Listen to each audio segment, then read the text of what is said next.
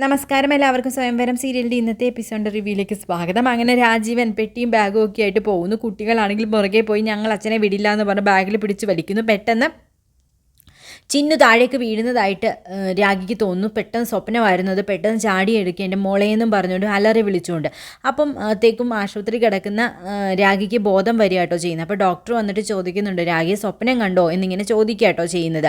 അപ്പോൾ ഉടനെ തന്നെ ആ സ്വപ്നം കണ്ടതാണെന്ന് പറയുക കേട്ടോ ചെയ്യുന്നത്. അപ്പോൾ ഉടനെ ഡോക്ടർ ചോദിക്കുന്നുണ്ട്, എന്ത് പറ്റിയതാണെന്ന് ഓർമ്മയുണ്ട്, എങ്ങനെ ഇവിടെ വന്നേ നോക്കുക ഓർമ്മയുണ്ടോ, എന്തെല്ലാം കാര്യങ്ങളാണ് ജീവിതത്തിൽ ഇതിനു മുമ്പ് സംഭവിച്ചത്, അതിനെ പറ്റിയിട്ടൊക്കെ ഓർമ്മയുണ്ടോ എന്നൊക്കെ ചോദിക്കുന്നു. അപ്പോൾ രാഗിക്ക് ഓർമ്മ ഉണ്ടോ എന്നൊക്കെ അറിയുന്നതിന് വേണ്ടിയിട്ട് അതൊക്കെ ചോദിക്കുന്നത്. അപ്പോൾ രാഗി പറയുന്നുണ്ട്, ഓർമ്മയൊക്കെ ഉണ്ട്, എൻ്റെ പേരിതാണ്, ഞാൻ ഈ ജോലിയുണ്ട്, വില്ലേജ് അസിസ്റ്റൻ്റായിട്ട് വർക്ക് ചെയ്യുന്നു എന്നൊക്കെ പറയാം കേട്ടോ ചെയ്യുന്നത്. എന്നാൽ പിന്നെ രാഗി ഒരു കാര്യം ചെയ്യൂ, വീട്ടിലെ ആരുടെയെങ്കിലും നമ്പർ തരൂ, ഞങ്ങൾക്ക് അവരോട് കുറച്ച് സംസാരിക്കാനുണ്ടെന്ന് പറയാം കേട്ടോ ചെയ്യുന്നത് ഡോക്ടർ. അപ്പോൾ ഉടനെ രാഗി പറയുന്നുണ്ട്, അയ്യോ എൻ്റെ വീട് ഇവിടെയല്ല, അങ്ങ് ദൂരത്താണ്, ഞാനിവിടെ ഹോസ്റ്റലിലാണ് താമസിക്കുന്നത്, അതുകൊണ്ട് എനിക്കിവിടെ ആരുമില്ല എന്നൊരു കള്ളം പറയാം കേട്ടോ ചെയ്യുന്നത്. അങ്ങനെയാണോ, പക്ഷേ ഒരു ഡോക്ടർ എന്ന നിലയ്ക്ക് എനിക്ക് കുറച്ച് കാര്യങ്ങൾ ബന്ധുക്കളോട് സംസാരിക്കണം, രാഗിയുടെ അസുഖത്തെ പറ്റിയിട്ടെന്ന് പറയാം കേട്ടോ ചെയ്യുന്നത്. അപ്പോൾ രാഗി പറയുന്നത്, എന്തായാലും എന്നോട് പറഞ്ഞാൽ മതിയെന്നും എനിക്കിവിടെ ആരും തന്നെ ഇല്ല എന്നും ഞാൻ ഒറ്റയ്ക്കാണെന്നും പറഞ്ഞു. ഫ്രണ്ട്സ് പോലും ഇല്ലേന്ന് ഡോക്ടർ ചോദിക്കുമ്പോൾ ആരുമില്ല എന്ന് പറയാം കേട്ടോ ചെയ്യുന്നത്. അപ്പോൾ തന്നെ രാഗിക്ക് സംശയമാവുന്നുണ്ട്, എന്തെങ്കിലും ഇനി മാരകമായ അസുഖമുണ്ടോ എനിക്ക്, അതാണോ വീട്ടുകാരെ കാണണമെന്ന് പറയുന്നത്. അപ്പോൾ ഉടനെ തന്നെ ഡോക്ടർ നിങ്ങളുടെ ഫുൾ ബോഡി സ്കാൻ ചെയ്യാനായിട്ട് കൊടുത്തിരിക്കുകയാണ്, റിസൾട്ട് ഉടനെ വരും, അതിനുശേഷം മാത്രമേ ഇവിടെ നിന്ന് പോകാനായിട്ട് സാധിക്കത്തുള്ളൂ എന്ന്. ഇല്ലല്ലോ, എനിക്ക് ഇപ്പോൾ തന്നെ പോകണമെന്ന് പറയുന്നു. അങ്ങനെ പറഞ്ഞാൽ പറ്റില്ലല്ലോ രാഗി, ഞാനൊരു ഡോക്ടർ എന്ന നിലയിൽ ഇവിടെ വരുന്ന ഓരോ ജീവനും എനിക്ക് സംരക്ഷിച്ചല്ലേ മതിയാവത്തുള്ളൂ, അതുകൊണ്ട് വെയിറ്റ് ചെയ്യൂ, റെസ്റ്റ് എടുക്കൂ എന്ന് പറഞ്ഞ് രാഗി അവിടെ കിടത്തുക കേട്ടോ ചെയ്യുന്നത്. പിന്നീട് ആരതി നോക്കുമ്പോഴത്തേക്കും ആരതിയുടെ ക്ലിനിക്കിലേക്ക് പോകുക കേട്ടോ. ആ സമയത്ത് രാജേന്ദ്രൻ അവിടെയൊക്കെ വന്നൊന്ന് തിരയുന്നു. ഒരാളോട് അഡ്വക്കേറ്റ് ജയചന്ദ്രൻ്റെ വീട് എവിടെയാണെന്ന് ചോദിക്കുന്നു. അപ്പോൾ അയാൾ ചോദിക്കുന്നു, നായർ വക്കീലാണോ എന്ന് ചോദിക്കുന്നു. അതെ എന്ന് പറയുന്നു. അപ്പോൾ അയാൾ പറഞ്ഞു കൊടുക്കുന്നുണ്ട് എവിടെയാണ് വീട് എന്നുള്ളത്. അപ്പോൾ ഉടനെ തന്നെ രാജേന്ദ്രനാണെങ്കിൽ ശാരികയുടെ കുടുംബ വക്കീലാണ് കേട്ടോ അയാൾ, ആ വക്കീൽ അദ്ദേഹത്തിൻ്റെ അടുത്തേക്ക് പോവുകയാണ് ചെയ്യുന്നത്. അപ്പോൾ ആരതിക്ക് മനസ്സിലാവുന്നുണ്ട് ജയചന്ദ്രൻ വക്കീൽ ആരാണെന്നും എന്താണെന്ന് നോക്കി. ആരതി രാജേന്ദ്രൻ്റെ പുറകെ തന്നെ വെച്ചു പിടിക്കുന്നു. അങ്ങനെ രാജേന്ദ്രൻ വക്കീലിൻ്റെ വീട്ടിനുള്ളിലേക്ക് കയറുമ്പോൾ ആരതി പുറത്ത് വെയിറ്റ് ചെയ്യുക കേട്ടോ ചെയ്യുന്നത്, അവരെന്താ പറയുന്നതെന്ന് അറിയുന്നതിന് വേണ്ടി. അപ്പോൾ ഉടനെ തന്നെ രാജേന്ദ്രൻ പറയുന്നുണ്ട്, ഞാനൊരു ജയിലറാണ്, ഞാൻ ഒരു പേഴ്സണൽ ആവശ്യത്തിന് വേണ്ടി വന്നതാണെന്ന് പറയുന്നു. അപ്പോൾ ഉടനെ തന്നെ വക്കീൽ ചോദിക്കുന്നുണ്ട്, എന്താ കാര്യം ചോദിക്കുന്നു. അല്ല, എനിക്ക് സാറിന് അറിയാവുന്ന ഒരാളെ പറ്റി അറിയാനാണ് വന്നത്, ശാരികയെ പറ്റി, നമ്പൂതിരിയുടെ മോള് അറിഞ്ഞുകൂടെയെന്ന് ചോദിക്കുന്നു. പിന്നെ ശാരിക അറിയാത്ത ഒരാളുണ്ടോ, ഞാനും ശാരിക അന്വേഷിച്ചുകൊണ്ടിരിക്കുകയാണെന്ന് പറയുന്നു. ഒരു വിവരവും ശാരികയെ പറ്റി ഇല്ല എന്ന് പറയുന്നു. അല്ല സാർ അവരുടെ കുടുംബ വക്കീലാണല്ലോ, അപ്പം ഞാൻ വിചാരിച്ചു സാറിന് അവരെ പറ്റി എന്തെങ്കിലും അറിയാമായിരിക്കുന്നു. ഒരു വിവരവും എനിക്ക് അറിഞ്ഞൂടാ, ഞാൻ തിരയാത്ത സ്ഥലങ്ങളില്ല, തിരക്കുകളെല്ലാം മാറ്റിവെച്ച് ഞാൻ ആ കുട്ടിയെ അന്വേഷിക്കുകയാണ്.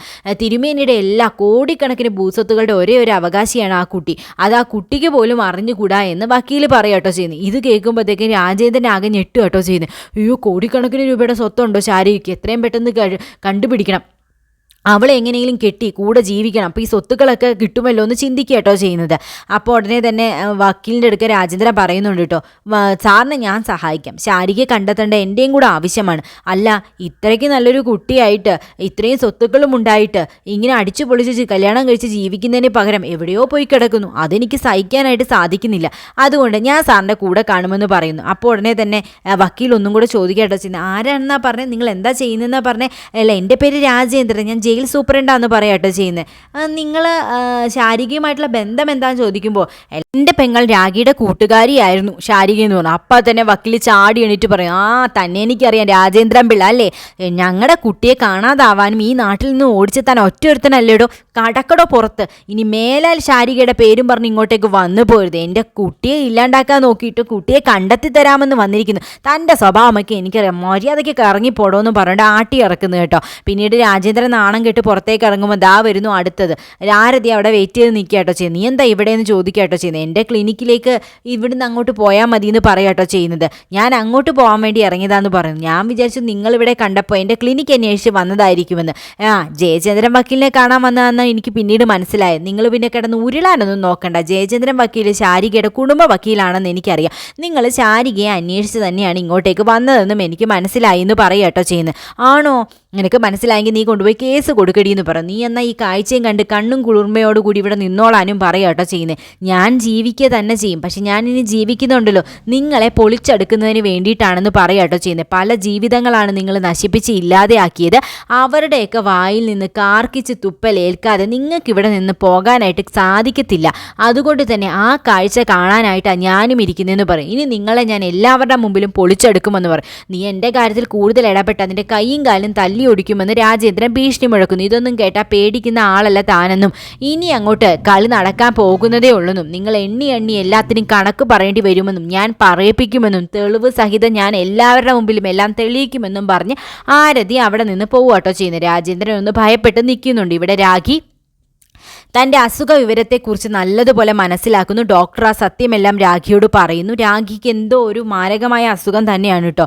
കാരണം വിധിയുടെ ഒരു നിഴലാട്ടം തന്നെയാണ് സംഭവിച്ചിരിക്കുന്നത്. പിന്നീട് ഡോക്ടർ വന്നിട്ട് പറയുന്നുണ്ട്, രാഖിക്ക് വേറെ ആരും ഇല്ല എന്ന് പറഞ്ഞതുകൊണ്ടാണ് ഞാൻ ഈ കാര്യങ്ങളെല്ലാം പറഞ്ഞതെന്നും രാഖി പ്രത്യേകം ശ്രദ്ധിക്കണമെന്നും നമുക്ക് ഒരേ ഒരു ജീവിതമേ ഉള്ളൂ എന്നും അത് സന്തോഷത്തോടു കൂടിയും സമാധാനത്തോടു കൂടിയും നമ്മൾ ജീവിക്കണമെന്നും മറ്റുള്ളവരുടെ വാക്ക് കേട്ട് നശിപ്പിച്ച് കളയാനുള്ളതല്ല നമ്മുടെ ജീവിതമെന്നും നമ്മുടെ ജീവിതം എങ്ങനെയായിരിക്കണമെന്ന് നമ്മൾ തന്നെയാണ് തീരുമാനിക്കേണ്ടതെന്നും അതുകൊണ്ട് രാഖിയുടെ അസുഖത്തെക്കുറിച്ചൊരു ബോധ്യം ഉണ്ടായിരിക്കണമെന്നും ഇനി ഒരാഴ്ച കഴിയുമ്പോൾ ഇങ്ങോട്ട് വന്നാൽ മതിയെന്നും വേറെ ഏതെങ്കിലും ഡോക്ടറിനെ കാണണമെങ്കിൽ അങ്ങോട്ടും പോയിക്കോളൂ എന്നും പറയുന്നു. ഇല്ല ഡോക്ടർ, ഞാൻ ഇങ്ങോട്ട് തന്നെ വരുമെന്ന് രാഖി പറയുന്നു. അപ്പോൾ രാഖിയുടെ അസുഖം ഒരു പ്രശ്ന അസുഖം തന്നെയാണ് കേട്ടോ. എന്തോ ഒരു മാരകമായ അസുഖം രാഖിക്കുണ്ട്. അതിൽ രാഖിക്ക് നല്ല മാനസിക പ്രയാസമുണ്ട്. അതുകൊണ്ടാണ് അതെന്താണെന്ന് നമ്മളെ കേൾപ്പിക്കാത്തതും കാണിക്കാത്തതും. പിന്നീട് രാഖി അതോർത്ത് വിഷമിച്ചിരിക്കുമ്പോഴാണ് കേട്ടോ ഒരച്ഛനും അമ്മയും മകളും കൂടെ അങ്ങോട്ടേക്ക് വരുന്നത്. അവരുടെ സന്തോഷവും അവരുടെ സ്നേഹവും ഒക്കെ കാണുമ്പോൾ രാഖിയുടെ മുഖത്ത് പുഞ്ചിരി വിടരുകട്ടോ ചെയ്യുന്നത്. രാഖി പെട്ടെന്ന് രാജീവനെയും കുട്ടികളെയും പറ്റി ആലോചിക്കുകയും ചിരിക്കുകയൊക്കെ ചെയ്യുന്നുണ്ട്. പെട്ടെന്നാണ് രാഖിക്ക് സ്ഥലകാല ബോധം വരുന്നത് കേട്ടോ. പെട്ടെന്ന് റിയാലിറ്റി മനസ്സിലാകുന്ന രാഖി പെട്ടെന്ന് അവിടെ നിന്ന് എണീറ്റ് പോവുക കേട്ടോ ചെയ്യുന്നത്. ഇവിടെ അമ്മിണിയമ്മ എടുക്കുക തുളസി നല്ല രീതിയിൽ പൊട്ടിത്തെറിച്ചുകൊണ്ട് നിൽക്കുക. തള്ളേ, നിങ്ങൾ ഒറ്റൊരുത്തിയാണ് ഈ കുടുംബം കലക്കിയതെന്നും നിങ്ങളും രാജേന്ദ്രൻ സാറും കൂടെ എരുതിയിൽ എണ്ണ ഒഴിച്ചിട്ടാണ് രാഖി ചേച്ചിയും രാജീവൻ സാറിനെയും തമ്മിൽ തല്ലിച്ചെന്നും പറയുന്നു. അപ്പോൾ ഉടനെ തന്നെ അമ്മിണിയമ്മ പറയും, നമ്മൾ ഇതിലൊന്നും ഇടപെടാൻ പോകണം. തമ്മിൽ തല്ലിട്ട് നമുക്കതെല്ലാം നോക്കി കണ്ടുകൊണ്ട് ഇങ്ങനെ നിൽക്കാം. പണമുള്ളവർ കഴിച്ചിട്ട് എല്ലിൻ്റെ ഇടയിൽ കുത്തുമ്പോൾ ഇങ്ങനെ വലതും കാണിക്കും. സ്വന്തം ജീവിതം നശിപ്പിക്കാതെ നോക്കേണ്ടത് സ്വന്തമായിട്ട് തന്നെയാണെന്നും അമ്മിണിയമ്മ പറയട്ടോ ചെയ്യുന്നത്. തള്ളേ, നിങ്ങളുടെ സ്വഭാവത്തിന് നിങ്ങളെ ആരെങ്കിലും കഴുത്ത് നെരിച്ച് കൊല്ലുമെന്ന് പറയും. നിങ്ങൾ ഇരിക്കുന്ന കൊമ്പ് മുറിക്കുന്ന പരിപാടിയല്ലേ ചെയ്തത്. നിങ്ങളുടെ ജോലി ഇവിടുന്ന് ആദ്യം തെറിക്കുമെന്ന് പറയും. പിന്നെ അങ്ങനെയൊന്നും സംഭവിക്കാൻ പോകുന്നില്ല. അടുക്കള ജോലിക്കാർക്ക് ഇവിടെ ഭയങ്കര ഡിമാൻഡാന്ന് പറയുന്നു. ആ പരദൂഷണവും ഏഷണിയും പറയുന്നവർക്കല്ല, ജോലി എടുക്കുന്നവർക്കാണ് ഡിമാൻഡുള്ളത്. അതുകൊണ്ടേ നിങ്ങൾ അങ്ങോട്ട് ചെന്നാൽ മതി, നിങ്ങൾക്ക് ഇപ്പം തന്നെ ജോലി കിട്ടും. ഒരു കുടുംബം തകർത്തി ഇങ്ങനെ കുട്ടിച്ചോറാക്കിയപ്പോൾ കിളവി നിങ്ങൾക്ക് സമാധാനമായല്ലോ എന്നിങ്ങനെ പറയട്ടോ ചെയ്യുന്നത്. എന്തായാലും നിങ്ങളെ കൊല്ലുന്ന രാജീവൻ സാർ അല്ലാതിരുന്നാൽ മതിയായിരുന്നു എന്നും തുളസി പറയുന്നു. എല്ലാം കേട്ടുകൊണ്ട് രാഖി അവിടെ നിൽപ്പുണ്ടായിരുന്നു കേട്ടോ. അത് അമ്മിണിയമ്മയും തുളസിയും കണ്ടില്ല. പെട്ടെന്ന് നോക്കുമ്പോഴത്തേക്ക് ഞെട്ടിത്തരിക്കുക കേട്ടോ തുളസി ചെയ്യുന്നത് ആ കാഴ്ച കണ്ടിട്ട്. അമ്മിണിയമ്മയാണെങ്കിൽ വീണ്ടും രാഖിയെയും രാജീവനെയും പറ്റി കുറ്റം പറഞ്ഞുകൊണ്ടിരിക്കുന്നു. അങ്ങനെ രാഖിയുടെ മുമ്പിൽ എല്ലാ സത്യങ്ങളും തെളിയാണ് ചെയ്യുന്നത്. അമ്മിണിയമ്മയാണ് തൻ്റെ കുടുംബജീവിതം തകർക്കാനായിട്ട് ഒരു പങ്ക് വഹിച്ചതെന്ന് രാഖിക്ക് മനസ്സിലാകുന്നു. രാഖിയുടെ മുഖത്ത് ആ ദേഷ്യമുണ്ട് കേട്ടോ. എല്ലാ സത്യങ്ങളും മനസ്സിലാക്കിയ രാഖിയുടെ ഇനി ഒരു പുതിയ മുഖമാണ് കാണാനായിട്ട് പോകുന്നത്. രാഖിയുടെ പുതിയ ജീവിതവുമാണ് കേട്ടോ. സത്യങ്ങൾ കണ്ടുപിടിക്കുകയും നിരപരാധിയായ രാജീവിനെ തിരിച്ചറിയുകയും ചെയ്യും.